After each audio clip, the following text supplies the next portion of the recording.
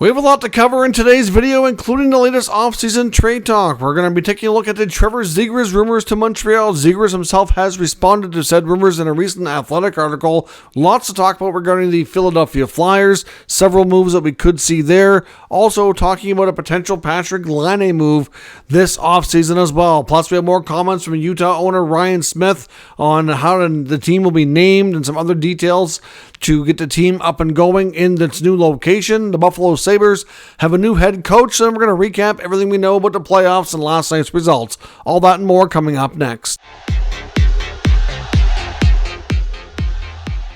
So welcome back to another video here at Top Shelf Hockey. As I mentioned, we have a lot to cover here in today's video. Of course, we got the breaking news just a couple hours back about the Buffalo Sabres hiring a new head coach, and it's former head coach Lindy Ruff. Lindy Ruff is back with the Buffalo Sabres. Of course, he had a long run there from the late 90s all the way up to, I think it was 2013, I believe, when he was dismissed. If you do want a little bit more of an in-depth, detailed review of that news, there's a separate dedicated video on the channel. I just wanted to recap it real quick. Essentially, my big question for Kevin Adams, the GM of the Sabres, considering how quickly this came together, the news has not been out all that long that Don Granato is not coming back as head coach. How many candidates did they really consider, talk to, or interview? Not to take anything away from Lindy Ruff. He's had a terrific career. He's 64 years old, one of the all-time winningest coaches. Definitely the best coach that the Sabres have ever had in their history. As far as tenure and success, long-term playoff appearances, all that stuff. But like I said in the video, my concern is I feel like the Buffalo Sabres and the New Jersey Devils, where Ruff was just let go, are in extremely similar situations. They have both built good young core groups of players, and they're looking to take the next step. And obviously, Ruff, wasn't the right guy to do that in New Jersey. So what leads us to think he's going to be the right guy to do that in Buffalo? That's my concern. Not that he's not a good coach, but every different situation calls for a different set of skills and expertise, so to speak. And, like I said, I'm just not 100% convinced, and hopefully they prove me wrong. I certainly would like to see the Sabres end their playoff drought. Their fans well deserve it. The current playoff drought basically began at the end of the Ruff era. His last season there, they missed the playoffs, and then he was let go early the next season, and they haven't made the playoffs since. So, they've had more playoff success than ever before under his tenure before. But like I said, I just wonder how much, real thought and how much other candidates and consideration was given before making this big decision. So let me know your thoughts on the Sabres hiring Lindy Ruff and bringing him back into the fold. And like I said, there was a dedicated video if you want a little bit more of a little more in-depth formal review. Last night, of course, in our video, we recapped all the NHL action that had taken place up to that point, including Saturday games as well as the first couple games on Sunday. The later games yesterday were phenomenal, especially the Winnipeg-Colorado game, which finished with a 7-6 win for the Jets. That game was back and forth. Jets at one point had a 2-3 goal lead. Avalanche was not giving up, though. Made it interesting. A couple of things on that one. We saw multiple goals from Connor and Nichushkin. Makar scored. Lowry had some big goals, big performance for the captain there in Winnipeg. Terrific overall game. Highly entertaining. I doubt we'll see that many goals in a game again. The Avalanche, for them to score 6 goals on Connor Hellebuck on well over 40 shots and not win is got to be concerning for them. They likely won't get 6 goals on a game again, at least you wouldn't think. As good as Hellebuck is, that's a pretty rare feat. But they do have an issue with Georgiev. The Jets' 7 goals come on, I think it was they had like 24 shots or something like that, so it was a lot less shots going against the Avalanche net than there was on the Winnipeg net. And Georgiev had struggled. He's been not the most consistent this year. He got to go to the All-Star game, and that was probably more based on his win totals than his actual goals against and save percentage. So be curious to see what the Avalanche do to respond. but certainly a highly entertaining game. The whiteout in Winnipeg created a terrific atmosphere, lots of fun, and I hope that they keep up the high tempo of those games, because it certainly made it fun for us fans to watch. And Vancouver takes game one as well, winning 4-2 against Nashville last night. I thought Dakota Joshua and that whole line, including Connor Garland, had a terrific game. You didn't see as much high octane stuff from the top players, but they weren't bad either. But they just got more of a big moments from their role players. Like Joshua's been good all year. I know for some people might not have been watching the Canucks a lot, might be surprised by that, but he's had a breakout season. He's going to be an interesting candidate as a UFA this summer as well. See if Vancouver is able to retain him, because he's been proven to be a big part of that team in that third line. And Vancouver again had a great atmosphere. All the home teams so far have won, and we'll see if that continues here on Monday night, including the Monday night game. Some news around lineups and injuries, etc. The Maple Leafs, still no William Nylander, still really no good reasons given by the team. Lots of confused and frustrated fans. He did skate this morning. And he was in practice with a regular contact jersey on. You've seen him doing drills, but he didn't really do line rushes or do the power play stuff, which was unusual. So, what the heck is going on with Willie that he can't play through this? It is the playoffs after all. It's very confusing, and I feel bad for the fans not knowing what is going on. The Bruins also made a surprising move, going to Linus Ullmark tonight. Not that he's not a great goalie, he is, but Jeremy Swayman he's owned the Leafs all year. He was lights out in game one. Why are you changing what's not broken? But the Bruins made a commitment and a decision on their plan about a week ago, before this playoffs even started, that they were going to rotate the goalies throughout the playoffs. I think they are reacting to the fact that last year they brought Swayman in late after Ullmark struggled. And by that point, by the time Swayman got into a game, he had been sitting for 2 weeks, and was not fair to him. And he unfortunately didn't get the job done, and they lost to the Panthers. But I don't really think that's why they lost. I think there's lots of other contributing factors there, but I do think that's why they're going with this, and why their reaction is the way it is. They've rotated the goalies for a good chunk of the season. They don't want to end up like they were last year, with one goalie struggling and the other guy being cold. I get that. I understand it. We'll see if they pivot from it. I guess we'll see if one guy struggles versus the other, or what have you, before they have to change their policy here. But some interesting decisions there for sure by Campbell, the coach. Derek Forward's been recalled from his conditioning assignment as well. Not in the lineup tonight, but he is there as the extra D should they need to make any adjustments or somebody gets hurt. In Vegas, Mark Stone, the captain of the Golden Knights, confirmed today that he's in tonight. So Vegas will have Stone, Pietrangelo, and Carrier. Logan Thompson will be between the pipes, getting the start in game one. And I know a lot of people are upset over Stone and the whole Vegas usage of LTIR.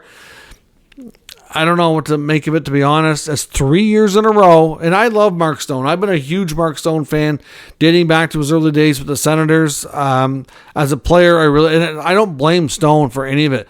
I mean, is Stone, like I said, telling them I want to go on LTIR so you can add extra players to our roster? No, that's a management decision.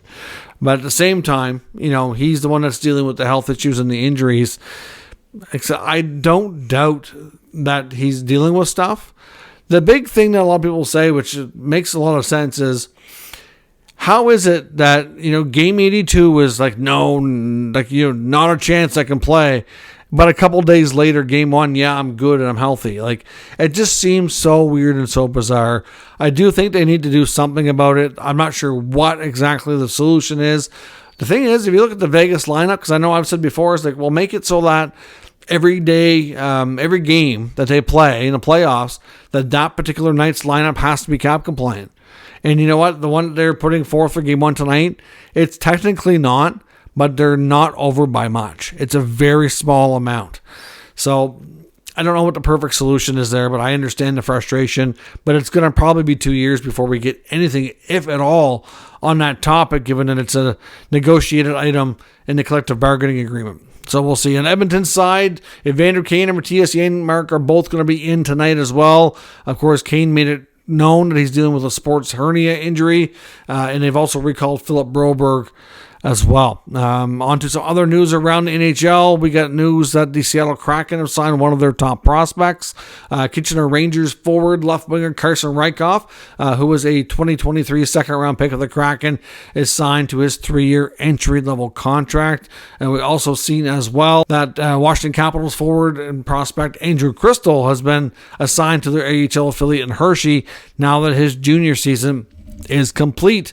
Utah owner Ryan Smith, who just purchased the team and basically you could say relocated them from the Arizona market of the Coyotes, which it's kind of weird how this all went down. Technically, Utah's a new franchise, but for all intents and purposes, it was a Coyotes relocation. He was on the Pat McAfee show on ESPN, and he made a couple of comments that I thought were interesting. One, a couple of the things that they're working on to be ready is that there's about 80 staff total that are being relocated with the team in the hockey ops department, including GM Bill Armstrong and head coach Andre Tourigny and their staffs. They also are working on getting a practice facility together. That's something that they need to do because they have to build that. And then at the same time, he also said that the team name, which they would like to have done before the season starts, will be voted on by the fans. So that'll be an interesting thing to see, make sure the fans are on board and everything of that nature. So interesting to see some comments there. Like I said, we're learning more and more about what this means for this franchise going forward. So I'm sure there's going to be lots of rumors about what the team is going to be named and what they're going to do for offseason moves and all that. At least they're not starting with a whole new management and coaching staff. At least there's some continuity there, which we know Ryan Smith was a big believer in being important. So that's certainly good to see. As I mentioned, on the rumor section of the video, lots of things to talk about here today. Philadelphia, there's lots of things to talk about from the Flyers, including some information from Philadelphia Hockey Now, as well as Elliot Friedman. Several players on that roster could find themselves on the move this offseason, including veteran Cam Atkinson. Basically, in his end-of-season media availability, looked kind of dreadful and pitiful. Sounded very miserable, if you will. Has 1 year left on his contract at $5.8 million. And it seems from what we're hearing from different reports in Philly Hockey Now that both sides appear to be ready to part ways with each other and to kind of move on. So how that happens is difficult to say. With 1 year left on his contract, it could end up being a trade. If they can't find a trade that makes sense for them, then it could end up being a buyout. Either way, I would not expect Cam Atkinson to be back in Philly next year. He does have a great personal relationship with head coach John Tortorella. He's made that perfectly clear. But from a business perspective and dealing with each other, coach-player, I do wonder if, the way things went this year might have been taking a toll on Atkinson. I think that's probably fair to say. Morgan Frost is another player to kind of question his future with the club. I don't think Tortorella is a big fan of Frost. And I do wonder, even though he's made some progress the last year or two, if he really has a future there. He seemed to be a guy that Tortorella would lose patience with quickly. And sometimes I found he was hard on him. Maybe more so than other players. Like, you just can tell that to me, he just doesn't care for his style of play. That's just my take on what Torch thinks of Frost. Maybe I'm wrong, but that's the impression I get. And Elliot Friedman wondered about Joel Farabee as well. Joel Farabee, to me, has real potential to be a real good scoring winger in this league. And, certainly had a decent year for the Flyers, but it sounds like a player that Friedman mentioned that didn't love his role down the stretch of the season here. Might not be completely happy, and with everything going on with the Flyers, maybe not asking for a trade, but might be open and hoping for one, so to speak. I mean, we hear things like that quite often, where players they're not unhappy enough to really ask to be moved, but they kind of make it known that they're quite open and willing to look at it. So when Danny Briere's made it perfectly clear in his media availability in interviews he's conducted that the Flyers are very much open for business, and I would suspect that they may not be the only names to watch, but there's certainly 3 names on the Flyers roster that are going to be getting attention from other teams because of their noted unhappiness, if you will. And at the same time, Briere will be looking to make some upgrades at the same time. So we'll see where things go. Trevor Zegras to Montreal, getting more talk again this time in the Athletic from Eric Stevens, who does a lot of great work covering the Ducks. Interviewed Zegras, and there's also an article in the French Montreal media as well. I believe it was RDS I was looking at. I think there's a TVA Sports one as well, but from a couple days back. But I was looking at one from RDS, which is basically the French version of TSN, talking, and they reference the same article a lot and kind of going over the Zegras to Habs rumors that have been circulating for feels like forever, several months. But Zegras did reference in the interview that he's admit that he's heard and seen these rumors online. He doesn't specifically mention Montreal, but mentions that it's, how one particular team in the rumor mill seemed to gain a lot of momentum around being linked to him. Certainly he makes mention that he trusts GM Pat Verbeek and his vision for the franchise, and that he'll do what's best to make the team better. Yes, he had a difficult season. He went through a lot of adversity, both injury-wise and you could say as well, kind of in his play as well. And certainly, it's a situation where a lot of Montreal media fully expect Ken Hughes to make a trade around getting a type of player like Zegras. And we know Zegras has, not been in the highest favor of Pat Verbeek. I personally could be wrong, but from what we heard from Friedman before, it sounds like the Ducks really want Zegras to change the way he plays and really would like to see a different version of Zegras if he's going to have a long-term future there.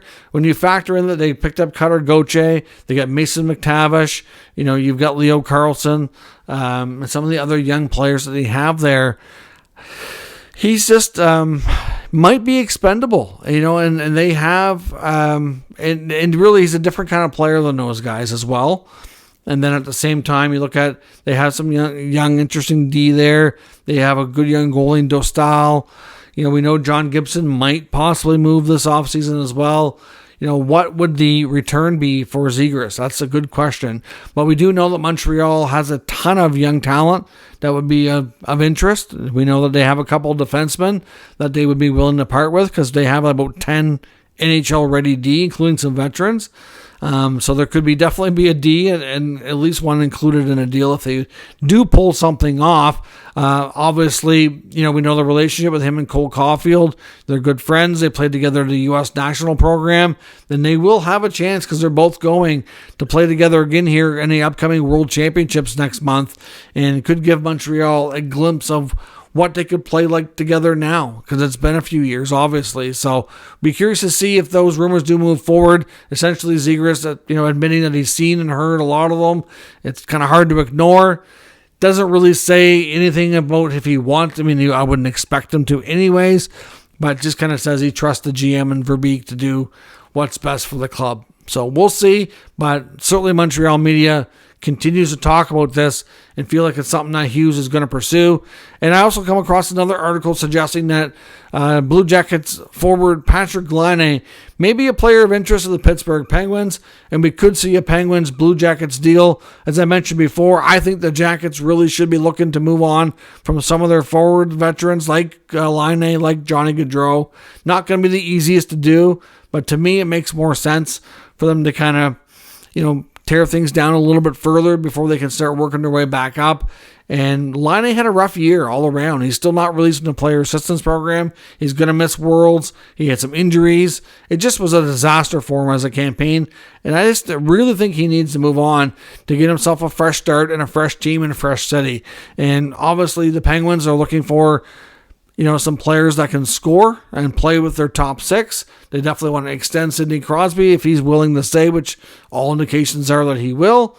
And a guy like Laine, if he can find his form like he had early in Winnipeg, could be a terrific find. You put him on the wing with Malkin or Crosby, he could be a terrific addition. So it doesn't mean it would happen for sure. The speculation around what could be offered would be a first-round pick and a prospect and maybe one of their veterans such as Riley Smith. I don't know if Columbus would go for that. They'd be getting a couple of good young assets with a first rounder and Smith and a prospect. Which prospect, I don't know. Again, that's tough to say. But at the end of the day, Laine is a very intriguing player, and it would not shock me in the least if he is moved this offseason. So time will tell we'll see where things go. Let me know your thoughts on all of today's news and rumors down in the comments. We'll talk further. If you're new to the channel, make sure you subscribe and stick around. We'll keep you up to date with all the news, rumors, and analysis of all 32 NHL teams. Thanks for watching. I'll catch you next time.